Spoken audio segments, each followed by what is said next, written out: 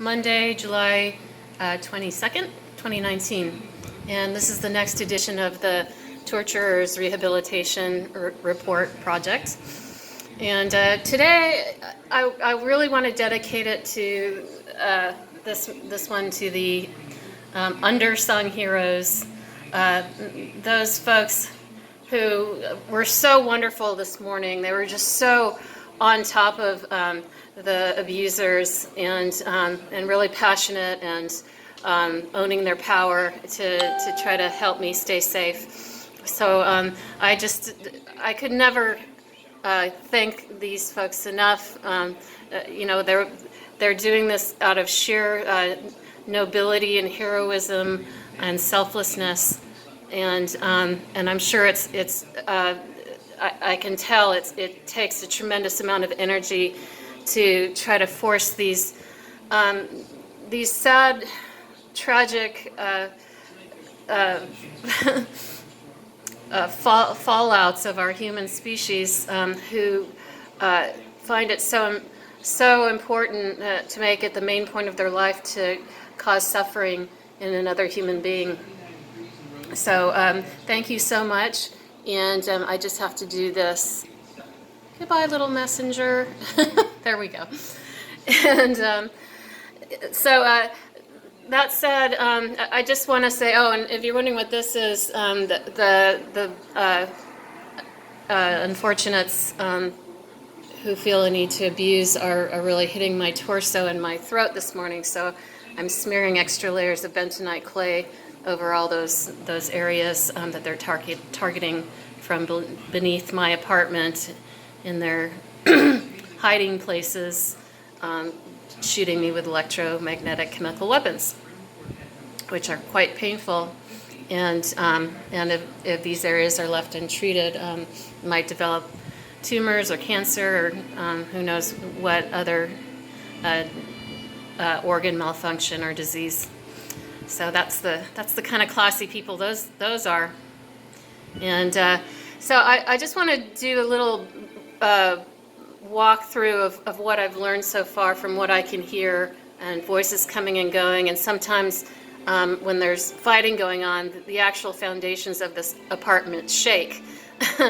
And so what I have discerned is that beneath the city of Eugene, and I imagine every city now has this immense underground warren, and I can tell that it's more than just one floor. It goes down many floors. I can hear by the decibel of the voices when they're communicating or yelling. And from what I gather, because I hear my advocates and defenders, really physically trying to force these people with these weapons out of range of shooting me. It sounds to me like they're going into different rooms, and it sounds also like perhaps they don't have access to the immediate room immediately underneath me, because it seems like they can get out, some of them. I feel like being hit from one area, and then I hear them yelling, get the hell out of here, get off her, etc., and then the pain stops from that direction, from where I hear those voices coming. And so I want to just mainly focus on, for the rest of this talk, that there's always more to things than what meets the eye. There's always a look to the deeper levels, as I have had to do, both literally and figuratively, to figure out exactly what's going on. And what I've had to really struggle with is to try not to hate and demonize, even though what is being done to me is so horrifically cruel and sexually violating and degrading of my personhood and my womanhood. And so these torture or rehabilitation reports are also rehabilitative for me, because it enables me to talk through the trauma and get back to understanding the various human conditions of the people involved. and to help remind me that we're all human beings. And there's different levels. I've realized there's the young homeless kids who are pretty much as much victims as I am, and I'm really glad I figured that out, because they don't deserve any animosity. They're trapped, and I believe confused and manipulated and kind of lost children that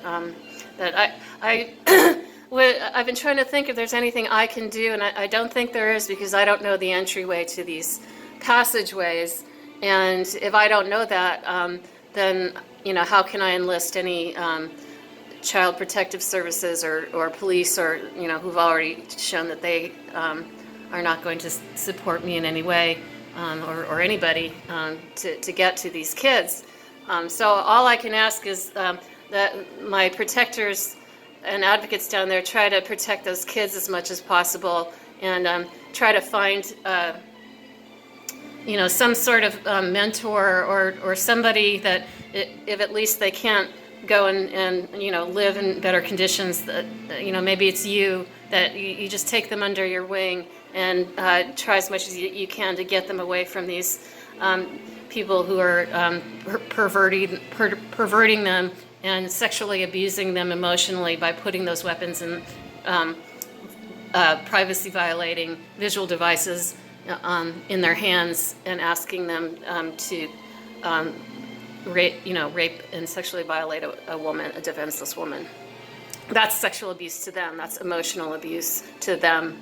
So if you can, that's almost more important to me than you guys protecting me. Because I'm coming to the end of my life, and they're just beginning. And they're still developing, and they can still there's still a chance for those young ones. So do what you can for them. And this morning, the worst of the abusers, they know I challenged them to just kill me outright. And it wasn't so much out of depression, but I guess just overcoming the shock of the latest level of horror of what's really going on here is, trapped, enslaved children. Laying in bed, being, shot from every angle, thoughts cross my mind. I don't know if I can live in a world with this much horror in it. And, why don't you just go ahead and kill me? And so, just thinking about these people, and they don't, there's certain people in life who do things only part way their whole life, and they create messes and destruction all around them. If something bad happens, and it's their fault, they somehow can, always be just kind of in the ambiguous area where they don't have to take responsibility for their actions. And so that's what these hangers-on that are still torturing me, that's the type of people they are. That's the type of people they're going to be their whole lives, is they're just going to be hanging in this this ambiguity zone where there's no accountability, no responsibility, and creating havoc and destruction and messes for themselves and others around them wherever they go. And it's got to be so frustrating, because my advocates, I hear in their energy and what they're doing, they're full on, and they're taking on a very challenging, difficult situation where there's no guarantee of a happy ending or positive outcome, and they're in there 100%, and I hear that, and I appreciate that, and that's the kind of person you are. So, whatever happens here, take that away with you. That I know, and everybody who hears this video will know that about you.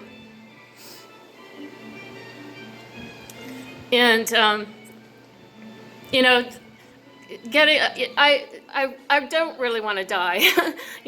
I just want to live my own life and not be molested and harassed. I just want this evil to go away, and so I can live my intellectual bohemian life of retirement and continue teaching when I feel the call. And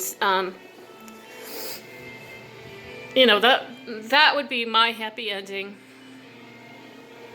But in the meantime, always remember in these kind of siege situations, survival is a huge success.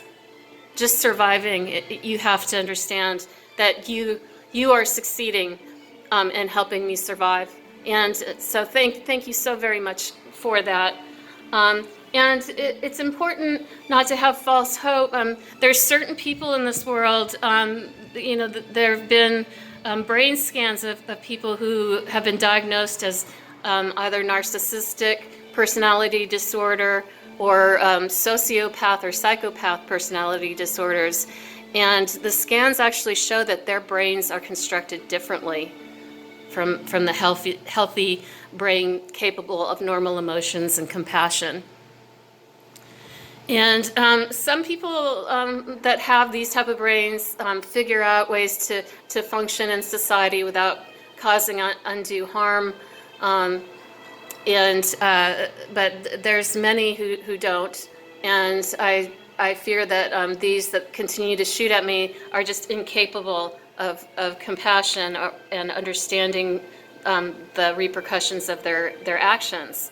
And I hear you, rightly so, you're saying all the time, you're so irresponsible with what you're doing, and you don't see, what could come of this. And you're right, some of these just, they can't. And the only gratification they can get out of life is this sort of vicarious thrill of causing another human being harm.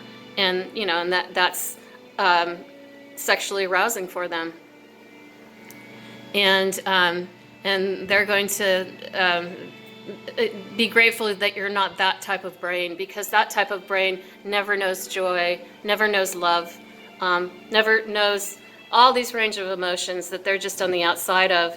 And that's also why they often do a lot of dirty tricks and hang on tick-like to human beings who have high levels of compassion and sympathy and sensitivity, because they feed off that vampirically. And that's the only kind of pleasure that they get. So just to always, I know at times it's got to be so draining for you. I hear the amount of energy and emotional intensity that you put into trying to shut this down and winnow out the ones behaving like human ticks.